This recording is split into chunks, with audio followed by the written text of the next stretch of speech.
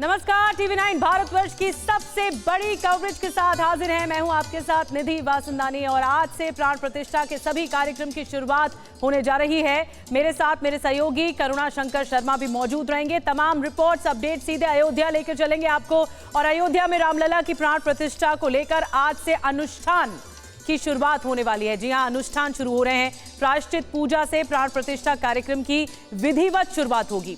सुबह 9:30 बजे से पूजा शुरू होगी जो लगभग अगले 5 घंटे तक चलेगी। इसमें यजमान प्रायश्चित पूजन से पूजा की शुरुआत करने जा रहे हैं और मंदिर ट्रस्ट के सदस्य अनिल मिश्रा मुख्य यजमान इसमें होंगे और वही इस पूजा की शुरुआत करने जा रहे हैं। अनुष्ठान का ये कार्यक्रम 22 जनवरी तक चलेगा। बिल्कुल, 22 जनवरी को रामलला की प्राण प्रतिष्ठा होगी और इस मौके पर प्रधानमंत्री नरेंद्र मोदी, संघ प्रमुख मोहन भागवत, राम जन्मभूमि तीर्थ क्षेत्र ट्रस्ट के अध्यक्ष महंत नृत्य गोपाल दास, यूपी की राज्यपाल आनंदीबेन पटेल, मुख्यमंत्री योगी आदित्यनाथ, राम जन्मभूमि ट्रस्ट के सभी ट्रस्टी और 150 परंपराओं के धर्माचार्य भी मौजूद रहेंगे। और देखिए बड़ी खबर क्या है, आप देखिए आज से शुरू होगी प्राण प्रतिष्ठा पूजा। प्रायश्चित पूजा के साथ अनुष्ठान की शुरुआत हो रही है। प्रायश्चित पूजा के बाद कर्मकुटी पूजा होगी। आज करीब 5 घंटे से ज्यादा पूजा अनुष्ठान का पूरा जो कार्यक्रम है वो चलने वाला है। तो आज से 22 तारीख को देखिए जो रामलला की प्राण प्रतिष्ठा होने वाली, उससे पहले आज से जो महानुष्ठान है इसकी शुरुआत हो गई है और आज करीब 5 घंटे तक पूजा चलेगी। प्रायश्चित पूजा के साथ इस अनुष्ठान की शुरुआत हुई है और साथ साथ आप देखिए जो ताजा वीडियो सामने आया है गर्भगृह का, जहां पर रामलला विराजित होंगे, जहां पर उन्हें विराजमान किया जाएगा। वो जगह भी इस वक्त हम आपको दिखा रहे हैं। यही वो जगह है गर्भगृह जहां पर रामलला विराजित होंगे, उन्हें विराजमान किया जाएगा। तो बेहद खास और खूबसूरत तस्वीरें और साथ ही 22 तारीख का जो प्राण प्रतिष्ठा का कार्यक्रम है उससे पहले आज जो महानुष्ठान है उसकी शुरुआत हो रही है। प्रायश्चित पूजा के साथ इसकी शुरुआत हो रही है। और चलिए अब सीधा रुख करते हैं अयोध्या का, जहां पर हनुमानगढ़ी से हमारे संवाददाता अभिजीत ठाकुर लाइव जुड़े हैं। अभिजीत, आखिरकार वो शुभ घड़ी और भी करीब आती जा रही है। एहसास इस बात से होता है कि आज से जो पूजा अनुष्ठान है उसकी शुरुआत हो रही है। क्या तैयारियां, कैसे अनुष्ठान चलेगा?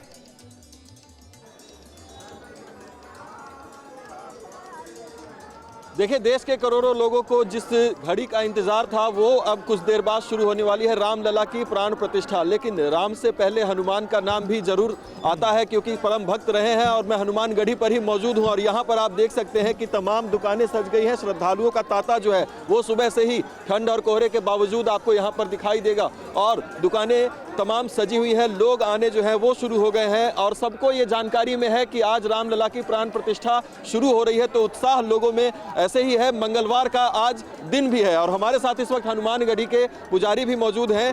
लोगों में काफी उत्साह है कि आज से रामलला की प्राण प्रतिष्ठा शुरू हो रही है। लोग जानना भी चाहते हैं कि कितना समय लगता है, कैसे शुरू होती है, क्या? जी, मैं पुजारी हनुमानगढ़ी मधुबन दास। हो रही है आज यहाँ पर? देखिए, यहाँ पर जो प्राण प्रतिष्ठा की जो विधि विधानें हैं वो सब जो है संपन्न कराई जा रही हैं। माँ फरजू के घाट से लेकर के और राम दुआरे तुम रखवारे होत न आज्ञा बिन पैसारे, हनुमान जी महाराज के पूजन से लेकर के समस्त जो है नवग्रह देवता और समस्त जो है देवी देवताओं को, भगवान शिव का पूजन, गणेश जी का पूजन, सब ये लगातार तरह के पूजा अनुष्ठान आज होने हैं। लेकिन देख सकते हैं आपकी जैसे ही लोगों को जानकारी मिलती है लोग जुटने शुरू हो जाते हैं। आप लोगों को पता है कि प्राण प्रतिष्ठा शुरू हो रही है? हम महाराष्ट्र की। आप लोग को पता है आज प्राण प्रतिष्ठा के जो अनुष्ठान है वो शुरू हो रहे हैं आज से? कहाँ से आए हैं? हम हरियाणा से आए हैं। हरियाणा से? आप महाराष्ट्र। आप देख सकते हैं कि हरियाणा, महाराष्ट्र, राजस्थान कोई ऐसा राज्य नहीं है जहां से लोग नहीं आ रहे हैं। और आज से चूंकि विशेष ये और हो जाता है क्योंकि प्राण प्रतिष्ठा के अनुष्ठान शुरू हो रहे हैं तो लोग इसे विशेष रूप से मान रहे हैं कि ये जो मंगलवार है वो वाकई विशेष है। हनुमान जी का दिन भी है और प्राण प्रतिष्ठा की भी शुरुआत हो रही है। तो हर कोई चाहता है कि हनुमानगढ़ी के दर्शन करे, रामलला के दर्शन करे और यही जो दृश्य आपको यहाँ पर हर जगह देखने को मिलेगा। तमाम श्रद्धालु जो है वो लगातार बार आ रहे हैं और पूजा अनुष्ठान यहाँ पर कर रहे हैं और यहाँ के बाद ही लोग रामलला के दर्शन के लिए आगे जाते हैं, तो इसलिए भी ये बहुत महत्वपूर्ण हो जाता है। और आज जैसे जैसे दिन आगे बढ़ता जाएगा आपको यहाँ पर और ज़्यादा भीड़ दिखाई देगी। सामने की तस्वीरें भी हम कहेंगे कि जरूर दिखाएं कि लोग किस तरीके से अब जुटना जो है वो लगातार यहाँ पर शुरू हो रहा है और लोगों को ये भी लग रहा है कि शायद उन्हें भी प्राण प्रतिष्ठा जिस जगह तक हो रही है वहाँ तक पहुँचने का मौका मिले, लेकिन हालांकि वहाँ पर जाने का उनको अवसर नहीं मिलेगा, लेकिन जहाँ तक वो जा सकते हैं वहाँ तक जाने की कोशिश जो है वो लोग कर रहे हैं। अभिजीत, आप हमारे साथ बने रहिए। बहुत सुंदर तस्वीरें, आप अद्भुत तस्वीरें इस वक्त अयोध्या से दिखा रहे हैं। मंगलवार का दिन भी है और इसीलिए आज का दिन बहुत महत्वपूर्ण है और आज से लेकर 22 जनवरी तक पूजा अनुष्ठान चलेगा, अलग अलग कार्यक्रम होंगे। आज से 22 जनवरी तक अलग अलग पूजा होगी। प्राण प्रतिष्ठा से पहले 12 अधिवास भी होंगे। प्राण प्रतिष्ठा के बाद आमंत्रित लोग दर्शन भी कर पाएंगे। 23 जनवरी से आम लोगों के लिए राम मंदिर के दर्शन शुरू हो जाएंगे। राम मंदिर ट्रस्ट के महासचिव चंपत राय ने इस बारे में जानकारी दी।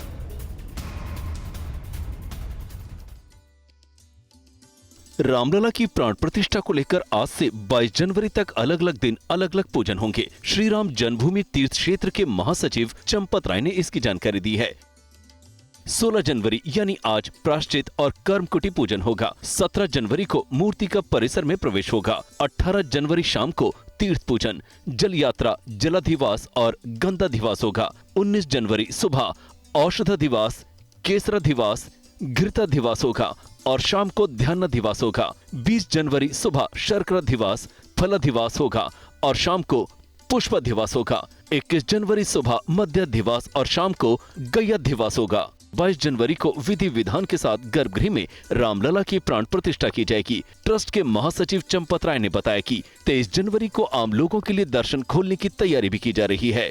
सबके मतलब 135 करोड़ समाज के जो अयोध्या आ जाएंगे। हमारी कोशिश है जो जिस दिन आ जाए उसी दिन दर्शन करके रात को वापस जाने का प्लान करे। रात की सर्दी के कठिनाइयों से वो रक्षा कर ले। और देखिए, रामलला की प्राण प्रतिष्ठा में किसी तरह की परेशानी ना हो इसलिए खास तैयारियां हो रही है। अयोध्या में वीवीआईपी मूवमेंट को देखते हुए मेडिकल स्टाफ को भी पूरी तरह से तैनात किया गया। राम मंदिर प्राण प्रतिष्ठा को लेकर अयोध्या में खास तैयारी चल रही है। कार्यक्रम में आने वाले लोगों को किसी तरह की परेशानी न हो इसका खास ख्याल रखा जा रहा है। अयोध्या में व्यवस्थाओं का जायजा लेने पहुंचे यूपी के डिप्टी सीएम ब्रजेश पाठक ने बताया कि अयोध्या में 500 से ज्यादा डॉक्टर्स की टीम तैनात की गई है। अयोध्या में पूरी तैयारियां कर लेंगे। स्वास्थ्य विभाग पूरी तरह से सतर्क है और सभी व्यवस्थाएं जो भी उच्च कोटि की चिकित्सा व्यवस्था हो चुकी हैं सभी राम भक्तों के लिए तैयार है। क्या बाहर से भी डॉक्टरों की? हाँ, 500 से अधिक चिकित्सक लगाए गए हैं, फार्मासिस्ट, नर्सेज और सभी इंतजाम व्यवस्थित ढंग से एम्बुलेंसेज के साथ कर लिए गए। वहीं बीजेपी के राष्ट्रीय महासचिव तरुण चुग ने कहा कि अयोध्या दुनिया के नक्शे पर नई धार्मिक राजधानी बनकर उभरेगा। आस्था का सबसे बड़ा केंद्र, विश्व केंद्र उभरने वाला है और मेरे को पूरा यकीन है कि अयोध्या इस समय विश्व की टूरिज्म कैपिटल बन चुकी है। ये एक आस्था का भी क्षेत्र है, श्रद्धा का भी स्थान है। चलिए आगे बढ़ते हैं और आपको बता दें कि रामलला की प्राण प्रतिष्ठा को लेकर देश भर में बहुत उत्साह है, लेकिन हापुड़ के तिगरी गांव के रहने वाले लोगों का उत्साह तब दोगुना हो गया जब उन्हें यह पता चला कि प्राण प्रतिष्ठा वाले दिन उनके खेतों के फूल राम मंदिर की शोभा बढ़ाएंगे।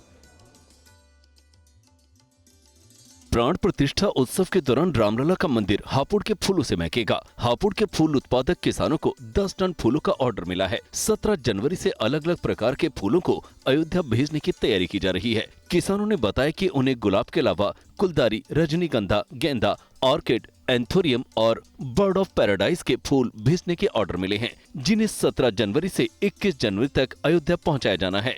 ऑर्डर मिला है जो अयोध्या रामलला के दरबार में सजाने के लिए 10 टन का, तो उसे हम 17 तारीख में जो अयोध्या भेजेंगे।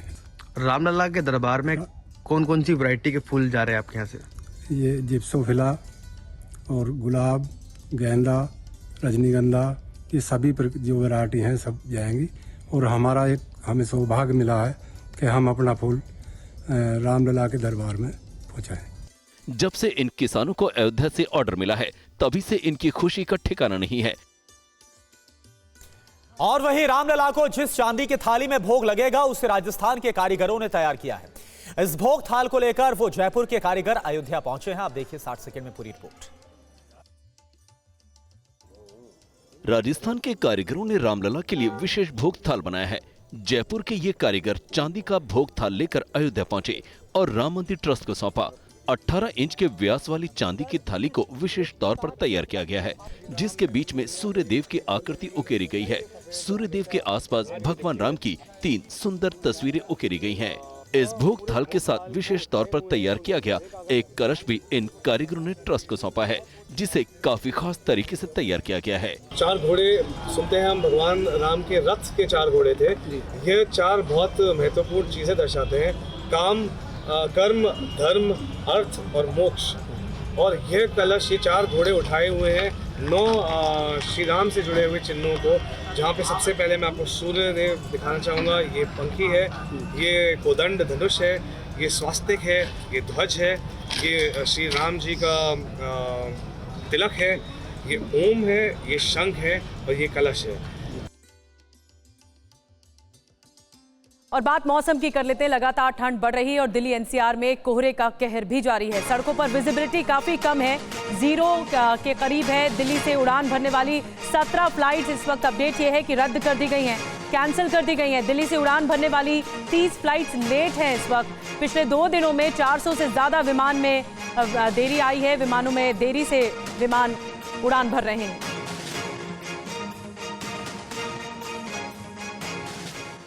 और देखिए, अब हम आपको 3 तस्वीरें दिखा रहे हैं जहां पर कोहरे की वजह से सड़कों पर विजिबिलिटी बहुत कम है। कार ड्राइव करना बहुत मुश्किल हो गया है, वहीं सर्दी का सितम भी जारी है। लोग अलाव के सहारे रात काटने के लिए मजबूर हैं। कोहरे का असर ट्रेन और फ्लाइट्स पर भी पड़ा है। यात्रियों को काफी दिक्कतें झेलनी पड़ रही है। 3 तस्वीरें आप देखिए, सड़कों पर विजिबिलिटी ना के बराबर है। ऐसे में सड़क यातायात हो, चाहे इसके अलावा अगर हम एयर ट्रैफिक की बात करें, हवाई यातायात, रेल यातायात, हर जगह काफ़ी दिक्कत हो रही है। ट्रेनें बहुत देरी के साथ चल रही हैं। दिल्ली में 17 फ्लाइट्स को कैंसिल किया गया है। कई ट्रेनें भी काफ़ी लेट चल रही हैं। तो इस तरह से लोगों को परेशानियों से दो चार होना पड़ रहा है। ठंड और कोहरा, डबल अटैक। और राजधानी दिल्ली में कड़ाके की ठंड पड़ रही है। तापमान में लगातार गिरावट दर्ज की जा रही है और आज का जो न्यूनतम तापमान रहा वो 4 डिग्री सेल्सियस दर्ज किया गया है और जो मैक्सिमम तापमान 19 डिग्री सेल्सियस के आसपास रहने की संभावनाएं भी जताई गई हैं। मौसम विभाग के मुताबिक आने वाले 2 से 3 दिनों तक इसी तरह की हालत बनी रह सकती है। दूसरी तरफ घने कोहरे ने राजधानी दिल्ली की रफ्तार को थाम दिया है और घने कोहरे के बीच कर्तव्य पथ पर 26 जनवरी की परेड की रिहर्सल भी चल रही है। आपको दिखाते हैं कोहरे के बीच जो रिहर्सल चल रही है। संवाददाता विवेक शर्मा की रिपोर्ट। इस वक्त हम मौजूद हैं कर्तव्य पथ पर, जहां आप तस्वीरों में देख सकते हैं कि 26 जनवरी की परेड को लेकर रिहर्सल जो है वो कर्तव्य पथ पर की जा रही है। जवान घने कोहरे में रिहर्सल करते हुए नजर आ रहे हैं। कुछ ही दूरी पर जो है कुछ भी दिखना मुमकिन नहीं हो पाता है, एक सब कुछ ढक जाता है। देख सकते हैं कि 26 जनवरी की परेड को लेकर रिहर्सल जो है वो की जा रही है और कुछ ही दूरी पर घने कोहरे के बीच ये जवान गायब हो जाते हैं, यानी कि दिखना बंद हो जाती है। इस कदर यहाँ पर घना कोहरा जो है वो छाया हुआ है और इसी तरह की तस्वीरें देश की राजधानी दिल्ली के कई इलाकों में देखने को मिल रही है, जहां विजिबिलिटी 50 मीटर के आसपास आकी गई है। मौसम विभाग का कहना है कि इसी तरह के हालात 2 से 3 दिनों तक रहने वाले हैं। घना कोहरा राजधानी दिल्ली में छाया। तो 26 जनवरी की परेड की रिहर्सल चल रही है कर्तव्य पथ पर और कोहरे के बीच, धुंध की चादर के बीच इस वक्त दिल्ली लिपटी हुई है। न सिर्फ दिल्ली बल्कि एनसीआर भी। विवेक शर्मा और ज्यादा अपडेट इस वक्त हमें दे रहे हैं। विवेक, हम देख रहे हैं तस्वीरों में हर जगह कोहरा ही कोहरा दिखाई दे रहा है और विजिबिलिटी 0 के करीब पहुंच गई है। इस वक्त क्या कहा जा रहा है लोगों की तरफ से? मौसम विभाग का क्या कुछ कहना है? किस तरह का मौसम बना रहेगा? की बात कीजिए तो राजधानी दिल्ली में लगातार कड़ाके की ठंड पड़ रही है और तापमान में गिरावट दर्ज की जा रही है। मौसम विभाग के मुताबिक आने वाले 2 से 3 दिनों तक इसी तरह के हालात रहने वाले हैं और आज का न्यूनतम तापमान 4 डिग्री सेल्सियस और मैक्सिमम तापमान 19 डिग्री सेल्सियस के आसपास रहने की संभावनाएं जताई जा रही है। और घने कोहरे की चादर जो है वो राजधानी दिल्ली में छाई हुई है और विजिबिलिटी दिल्ली के इलाकों की बात करें तो 50 से 100 मीटर के आसपास आकी गई है। इस वक्त हम करते हुए पथ पर मौजूद हैं और जहां तस्वीरों में देख सकते हैं कि घना कोहरा जो है वो छाया हुआ है। 100 मीटर के बाद कुछ भी साफ नजर नहीं आ रहा है और इस तरह के हालात दिल्ली के कई इलाकों में देखने को मिल रही है और कोहरे की वजह से रेल यातायात पर भी काफी असर देखने को मिला है। करीब 30 ट्रेनें जो हैं वो देरी से चल रही है तो वहीं हवाई यातायात भी कोहरे की वजह से प्रभावित हुआ है। करीब 17 फ्लाइटें जो हैं वो रद्द हुई है और करीब 30 फ्लाइटों में देरी है। तो साफ है कि काफ़ी दिक्कतों का सामना लोगों को करना पड़ रहा है। गाड़ी चलाने में भी लोगों को परेशानियों का सामना करना पड़ रहा है क्योंकि घना कोहरा है जिसके चलते लोग कोहरे की वजह से दो चार हो रहे हैं। गाड़ी चलाते समय पार्किंग लाइट जलाकर लोग सफ़र करने को मजबूर नज़र आ रहे हैं क्योंकि दिक्कतें काफ़ी है। घना कोहरा छाया हुआ है, ठंड भी कड़ाके की पड़ रही है और इस कड़ाके की ठंड के बीच 26 जनवरी की परेड की रिहर्सल जो है वो भी की जा रही है। तो लगातार जो है कोहरा पड़ रहा है, ठंड काफ़ी पड़ रही है जिसके चलते रात के वक्त लोग अलाव जलाकर दिल्ली की सड़कों पर नजर आते हैं। तो वहीं रैन बसेरों की अगर बात करें तो वहां भी लोगों की संख्या में काफी इजाफा देखने को मिल रहा है। और इस वक्त जो हालात है जो आप इस वक्त हमें लाइव दिखा रहे हैं, समझा जा सकता है कितनी दिक्कतें इस वक्त दिल्ली में हो रही है, उत्तर भारत में लोगों को हो रही है। शुक्रिया आपका इस पूरी जानकारी के लिए। और इस बीच आप देखिए जमीन पर बैठकर डिनर करते दिखे इंडिगो यात्री। बड़ी खबर, मुंबई एयरपोर्ट के T1 जो टर्मिनल 1 है इसके रनवे पर खाना खाते नजर आया है। यह पूरा वीडियो रिकॉर्ड किया गया। इंडिगो की गोवा टू दिल्ली फ्लाइट से जुड़ा यह पूरा मामला है। मुंबई हवाई अड्डे पर लैंडिंग के बाद का यह वीडियो। खराब मौसम की वजह से फ्लाइट को डाइवर्ट किया गया, लेकिन आप देखिए हालात कैसे बना दिए गए, हालात कैसे हो गए कि इन यात्रियों को, जो इंडिगो फ्लाइट के यात्री थे, उन्हें जमीन पर बैठकर डिनर करना पड़ा, भोजन करना पड़ा। मुंबई एयरपोर्ट का यह पूरा मामला है। T1 रनवे पर खाना खाते नजर आए हैं वीडियो। अब ऐसे में इंतजामों को लेकर तमाम जो सवाल है वो उठते हुए नजर आ रहे हैं। तो तस्वीरें आपको देख रहे हैं, देखिए किस तरह लोग इस वक्त मजबूर हैं और मौसम की गिरफ्त में हैं। लोग सड़क पर बैठकर, इस तरह रनवे पर बैठकर, रनवे जो होता है जहां से फ्लाइट्स टेक ऑफ होती है वहीं पर ही खाना खाते हुए नजर आ रहे हैं। T1 रनवे जो है, आपको वहां पर आप देख रहे हैं लोगों को खाना खाते हुए नजर आ रहे हैं। एक तरफ तो आप देख रहे हैं फ्लाइट चेक में जितने भी हैं सारे फ्लाइट या तो कैंसिल हैं या तो डिलेड हैं। इस तस्वीर में आप देख रहे हैं क्योंकि चेक इन को लेकर ये अपडेट दिया गया है। लेकिन जो दूसरी तस्वीर है वो और हैरान करती है। मौसम की वजह से लगातार फ्लाइट्स लेट हो रही हैं और लोग आजिज आकर परेशान होकर रनवे पर ही बैठ गए और अपना खाना खाना शुरू कर दिया। ये तस्वीरें देख रही हैं आप, हैरान करती हैं क्योंकि फ्लाइट को लेकर कोई अपडेट नहीं मिल रहा है, लोग परेशान हो रहे हैं और जब नहीं मिल रहा है तो लोग फ्लाइट से बाहर निकलकर इस तरह रनवे पर बैठकर खाना खाते हुए दिखाई दे रहे हैं। ये तस्वीर बहुत हैरान करती है, जो कि बताती है कि किस तरह की व्यवस्था होगी। एयरपोर्ट प्रशासन की तरफ से क्या कुछ इस वक्त कहा जा रहा है। राजीव हमारे साथ और ज्यादा जुड़ गए हैं जानकारी के साथ। राजीव, एयरपोर्ट प्रशासन क्या कह रही है? तस्वीर जो आई है वो हैरान भी करती है। कई फ्लाइट्स देरी से चल रही हैं, अब कैंसिल हो रही हैं, लेकिन लोगों को अपडेट मिल रहा है कि नहीं? देखिए, इंडिगो की तरफ से एक प्रेस नोट जारी किया गया, वो भी लगभग 18 से 20 घंटे के बाद। उन्होंने इस घटना पर खेद प्रकट किया है, लेकिन विषय यह है कि इतने यात्री जिन्हें कि रनवे पर ही फ्लाइट के बगल में बैठकर समय गुजारना पड़ा और वहीं पर बैठकर वो खाना खा रहे हैं, जो कि एकोमोडेशन, इस तरह की स्थिति में जो कंपनियां होती हैं वो एकोमोडेशन देती हैं, दूसरा कोई अरेंजमेंट करती हैं, इस तरह की कोई चीज नहीं दिखाई दी। अगर रनवे पर यात्री बैठे हैं तो कोई दुर्घटना भी हो सकती है, क्योंकि ऐसा नहीं कि सिर्फ प्लेन लैंड करती है, टेक ऑफ करती है, वहां पर दूसरे जो एयर बस हैं, इसके अलावा सिक्योरिटी के व्हीकल्स हैं, वो भी वहां पर रहते हैं। ऐसे में कई बार इस तरह की घटना देखने को मिलती है। अपने आप में एक बहुत बड़ी लापरवाही देखने को मिली है इंडिगो की तरफ से, क्योंकि यात्री अगर रनवे पर बैठ जाते हैं, वहीं पर खाना शुरू कर देते हैं, और कोई एक दो यात्री नहीं है, सैकड़ों यात्री है, तो कम से कम सिक्योरिटी एजेंसियों को, साथ साथ में जो इंडिगो के कर्ता धर्ता थे, उन तमाम लोगों को उन्हें कम से कम से पैसेज में ले जाना चाहिए था, एयरपोर्ट के अंदर, जहां पर वो उन्हें बैठा सकते थे या कहीं के लिए अरेंजमेंट कर सकते थे, लेकिन ऐसा नहीं किया गया। अब 18 से 20 घंटे के बाद में कल देर रात एक प्रेस नोट इंडिगो की तरफ से बिल्कुल राजीव, तो जरूरी इंतजाम जो बनते हैं, जो करना चाहिए, जो जिम्मेदारी बनती है, जिसकी भी फ्लाइट है और ये पूरा इंडिगो का मामला है, वो होने चाहिए थे, लेकिन ऐसा हुआ नहीं और लापरवाही जरूर यहां बरती गई है। शुक्रिया आपका। इधर फ्लाइट डायवर्जन पर इंडिगो का बयान सामने आ गया। विमान 6C2195 से जुड़ी घटना की जानकारी इंडिगो की तरफ से दी गई है। दिल्ली में विजिबिलिटी कम होने पर डायवर्जन हुआ, ग्राहकों से माफी हम मांगते हैं। फिलहाल घटना की अब जांच हो रही है, यह इंडिगो की तरफ से ऑफिशियल बयान दिया गया है इस पूरे मामले पर।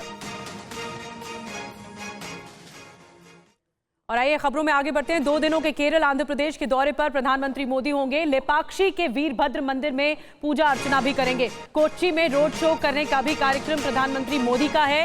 कल कोच्चि में कई प्रोजेक्ट्स का उद्घाटन भी प्रधानमंत्री मोदी की ओर से किया जाएगा।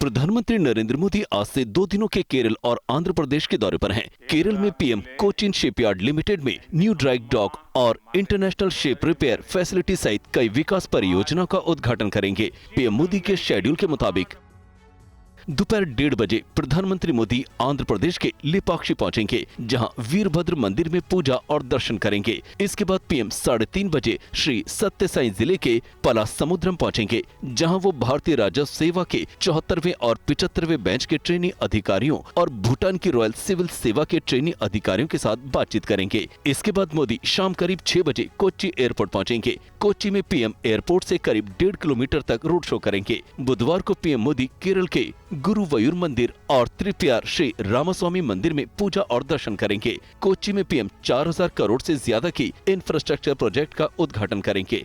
1 महीने के अंदर पीएम मोदी का ये दूसरा केरल दौरा है। पीएम के दौरे को लेकर लोगों में काफी उत्साह है। और देखिए, इस बीच बड़ी खबर आपको बताएं, नीति आयोग ने गरीबी पर मोदी सरकार के 9 साल की रिपोर्ट दी है। आंकड़ों को रखा है, भारत में पिछले 9 साल में 24 करोड़ 82 लाख लोग गरीबी रेखा से बाहर निकले। यूपी में सबसे ज्यादा करीब 6 करोड़ लोग गरीबी रेखा से बाहर निकले। टॉप 4 राज्यों में बिहार और मध्य प्रदेश भी शामिल है, जो नीति आयोग की तरफ से रिपोर्ट सामने रखी गई। मोदी सरकार के 9 सालों में 24 करोड़ 82 लाख लोग गरीबी रेखा से बाहर निकल आए हैं। नीति आयोग की तरफ से जारी रिपोर्ट के मुताबिक उत्तर प्रदेश में सबसे ज्यादा करीब 6 करोड़ लोग गरीबी रेखा से बाहर निकले हैं। गरीबी से बाहर निकलने वालों में टॉप 4 राज्यों में बिहार और मध्य प्रदेश भी शामिल है। 2013-14 में भारत में गरीबी दर 29.17% थी, जो 2022-23 में घटकर 11.28% रह गई।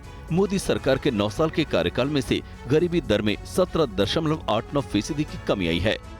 अगर यही रफ्तार रही तो इस हिसाब से भारत 2030 से पहले ही बहुआयामी गरीबी को आधा करने के अपने लक्ष्य को प्राप्त कर सकता है। नीति आयोग की तरफ से जारी रिपोर्ट में प्रधानमंत्री गरीब कल्याण योजना का भी जिक्र है। नीति आयोग ने अपनी रिपोर्ट में लिखा है कि गांव और शहरों में 82 करोड़ लोगों को मुफ्त अनाज में बहुत सुधार हुआ है। साथ ही उज्ज्वला, जनधन और आवास योजना से आर्थिक तौर पर मजबूती मिली है। देश इसी तरह प्रगति करता रहा तो वो दिन दूर नहीं जब पूरा हिंदुस्तान गरीबी रेखा से बाहर निकल आएगा। और नीति आयोग की रिपोर्ट पर कांग्रेस ने सवाल उठा दिए। कांग्रेस नेता राशिद अल्वी ने पूछा कि 25% लोग गरीबी रेखा से बाहर तो 80 करोड़ लोगों को मुफ्त राशन क्यों? एसपी ने भी बीजेपी पर निशाना साधा है। बीजेपी बताए कितने लोगों का जीवन स्तर घटा है, ये अब्बास हैदर ने पूछा। जबकि 2006 और 2016 के बीच में 27 करोड़ लोग गरीबी रेखा के बाहर निकले थे। और आज भारतीय जनता पार्टी अगर इस चीज़ का आंकड़ा दे रही है कि कौन से लोगों का जीवन स्तर बढ़ा है, तो वो ये भी बताए कितने लोगों का जीवन स्तर घटा है, क्योंकि वो इससे कई गुना अधिक है। जो तमाम मापदंड हैं लोगों का, जनमानस का जीवन स्तर आंकने के, उसमें हमारे देश की रैंकिंग लगातार गिरती चली जा रही है, मगर भारतीय जनता पार्टी झूठ परोसने से बाज नहीं आ रही। अगर ये भी मैं मान लूँ कि आपने 25% लोगों को बिलो पॉवर्टी लाइन से ऊपर उठा दिया, तो ये 80 करोड़ लोगों को आप मुफ्त खाना क्यों दे रहे हैं? आप कह रहे हैं पूरे देश में 80 करोड़ लोग जो आधी आबादी से ज्यादा है, जब बिलो पॉवर्टी लाइन से ऊपर हो गए तो इनको मुफ्त खाना, मुफ्त राशन क्यों दिया जा रहा है? ये सारे आंकड़े गलत हैं। देश के अलहदा अलहदा इकोनॉमिस्ट की अलहदा अलहदा राय है। और देखिए इस बीच एक और बड़ी खबर, लोकसभा चुनाव को लेकर बीजेपी की बड़ी बैठक। सभी क्लस्टर प्रभारियों की बैठक होगी दोपहर 12 बजे। ये बैठक शुरू होगी, सभी सीटों पर जीत का रोडमैप तैयार होगा। लोकसभा चुनाव में अब बहुत ही कम वक्त बचा है और इसको लेकर बीजेपी जोर शोर से तैयारियों में जुटी है। पीएम मोदी समेत बीजेपी के तमाम बड़े नेता अलग अलग राज्यों के दौरे कर रहे हैं। लगातार बैठकों का दौर भी चल रहा है। लोकसभा चुनाव में बम्पर जीत के लिए बीजेपी बड़े मिशन पर काम कर रही है। चुनावी तैयारियों को और धार देने के लिए बीजेपी आज बड़ी बैठक करने जा रही है। बीजेपी के केंद्रीय नेतृत्व ने ये बैठक बुलाई है। बीजेपी की तरफ से दी गई जानकारी के मुताबिक दिल्ली में सभी क्लस्टर प्रभारियों की बैठक होगी। बैठक में 155 क्लस्टर प्रभारी शामिल होंगे। दोपहर 12 बजे बीजेपी की बैठक शुरू होगी, जिसमें बीजेपी अध्यक्ष जेपी नड्डा, केंद्रीय गृह मंत्री अमित शाह और बीजेपी के राष्ट्रीय पदाधिकारी मौजूद रहेंगे। बैठक में सभी सीटों पर जीत का प्लान तैयार होगा।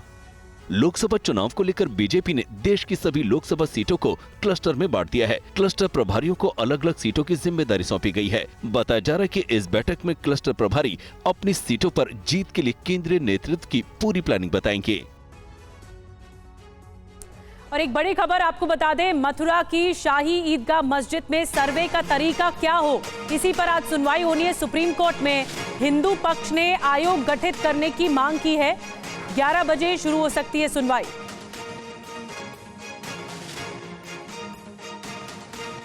और आज की एक और बड़ी खबर है, ज्ञानवापी मामले में आज बड़ी सुनवाई है। सुप्रीम कोर्ट में भी ये सुनवाई होनी है। श्रृंगार गौरी की नियमित पूजा पर आज होगा फैसला। दोपहर 2 बजे फैसला सुना सकता है सुप्रीम कोर्ट। ज्ञानवापी में श्रृंगार गौरी की नियमित पूजा, सील एरिया की सफाई और आदि विश्वेश्वर के दर्शन पूजन की मांग वाली याचिका पर आज सुप्रीम कोर्ट में सुनवाई होगी। हिंदू पक्ष ने ज्ञानवापी के सील एरिया को खुलवाकर तत्काल सफाई की मांग की याचिका सुप्रीम कोर्ट में लगाई है। हिंदू पक्ष का दावा है कि वहां मौजूद शिवलिंग के टैंक में लगातार मछलियां मरने से गंदगी हो रही है और 2022 के बाद से वहां सफाई नहीं करवाई गई है। याचिका में हिंदू पक्ष की मांग है कि ज्ञानवापी परिसर के सील एरिया को खुलवाकर वहां तत्काल सफाई करवाई जाए। हिंदू पक्ष का दावा है कि वहां शिवलिंग मौजूद है और शिवलिंग के आसपास गंदगी, टैंक में मरी हुई मछलियां होने से शिव भक्तों की भावनाएं आहत हो रही हैं। इसलिए इस याचिका में तत्काल सील एरिया को खुलवाकर सफाई करवाने की मांग की गई है। इसके अलावा श्रृंगार गौरी में नियमित पूजा और आदि विश्वेश्वर के दर्शन और पूजन वाली याचिका पर कोर्ट में दोपहर 2 बजे के करीब सुनवाई होगी। इससे पहले 12 जनवरी को इस मामले में सुनवाई नहीं हो सकी थी। इसके बाद सुप्रीम कोर्ट ने इस मामले की सुनवाई के लिए 16 जनवरी की तारीख तय की थी। और देखिए इस बीच एक और बड़ी खबर, जमीन घोटाला मामले में हेमंत सोरेन से होगी पूछताछ। 20 जनवरी को पूछताछ करेगी ईडी। ईडी ने हेमंत सोरेन को पत्र लिखकर जवाब मांगा था। हेमंत सोरेन ने ईडी को जवाब भेजा। ईडी को सीएम हाउस आकर बयान लेने को कहा गया है। ईडी की तरफ से बार बार दी जा रही चेतावनी के बाद झारखंड के मुख्यमंत्री हेमंत सोरेन पूछताछ के लिए तैयार हो गए हैं। हेमंत सोरेन ने ईडी को पत्र लिखकर सीएम हाउस आकर बयान लेने को कहा है। संभव है कि ईडी की टीम 20 जनवरी को हेमंत सोरेन का बयान ले सकती है। बता दें कि रांची के बड़गाई अंचल में जमीन घोटाले से जुड़े मामले में ईडी की टीम हेमंत सोरेन से पूछताछ करना चाहती है।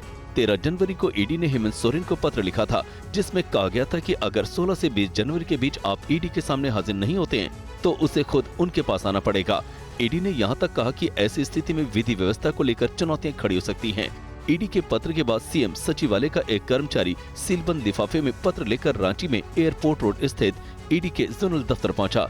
इसमें हेमंत सोरेन ने अपना जवाब भेजा था। ईडी ने पहली बार हेमंत सोरेन को 14 अगस्त 2023 को हाजिर होने के लिए समन भेजा था। इसके बाद 24 अगस्त, 9 सितंबर, 23 सितंबर, 4 अक्टूबर, 12 दिसंबर और 30 दिसंबर से 5 जनवरी के बीच हाजिर होने के लिए समन भेजा गया था। 8वें समन पर सीएम सोरेन पूछताछ के लिए तैयार हुए हैं। और देखिए अगली खबर बिहार से है। औरंगाबाद में मामूली से विवाद में 4 लोगों की हत्या कर दी गई। फायरिंग में 2 लोग गंभीर तौर पर घायल हैं। कार पार्किंग को लेकर यह विवाद हुआ था और यह मामला इतना ज्यादा बढ़ गया कि 2 लोगों की मौत हो गई है।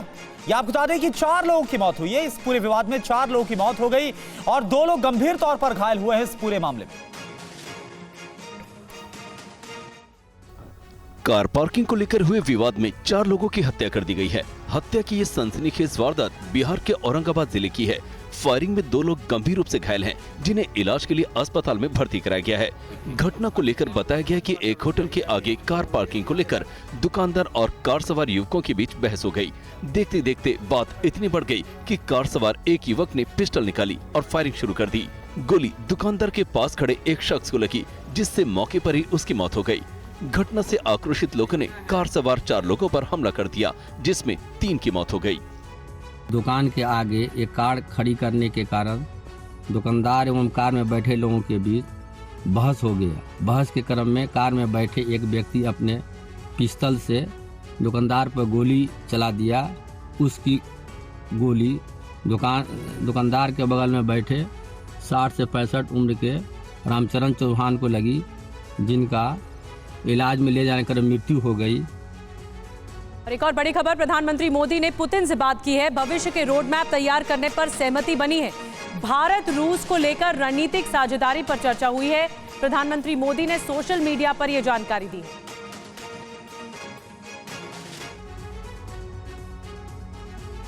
प्रधानमंत्री नरेंद्र मोदी ने सोमवार को रूस के राष्ट्रपति व्लादिमीर पुतिन से फोन पर बात की। इस दौरान दोनों नेताओं के बीच कई अहम मुद्दों पर चर्चा हुई। दोनों नेताओं के बीच भारत और रूस को लेकर विशेष रणनीतिक साझेदारी पर चर्चा हुई। इसके साथ ही भविष्य को लेकर रोड मैप तैयार करने पर भी सहमति बनी। पुतिन से हुई बातचीत को लेकर पीएम मोदी ने सोशल मीडिया पर जानकारी शेयर की है। पीएम ने लिखा, राष्ट्रपति पुतिन से अच्छी बातचीत हुई। हमने अपनी विशेष और विशेषाधिकार प्राप्त रणनीतिक साझेदारी में विभिन्न सकारात्मक विकास को लेकर चर्चा की और भविष्य की पहल के लिए एक रोड मैप तैयार करने पर सहमति व्यक्त की। हमने ब्रिक्स की रूस की अध्यक्षता सहित विभिन्न क्षेत्रीय और वैश्विक मुद्दों पर भी उपयोगी विचारों का आदान प्रदान किया। कुछ दिनों पहले विदेश मंत्री जयशंकर रूस के दौरे पर गए थे। जयशंकर ने भी पुतिन से मुलाकात की थी। मुलाकात के दौरान पुतिन ने पीएम मोदी को रूस आने का न्योता दिया था। जयशंकर ने पुतिन से कहा था कि दोनों देशों के कार्यक्रमों को देखते हुए जल्द ही एक तारीख तय की जाएगी।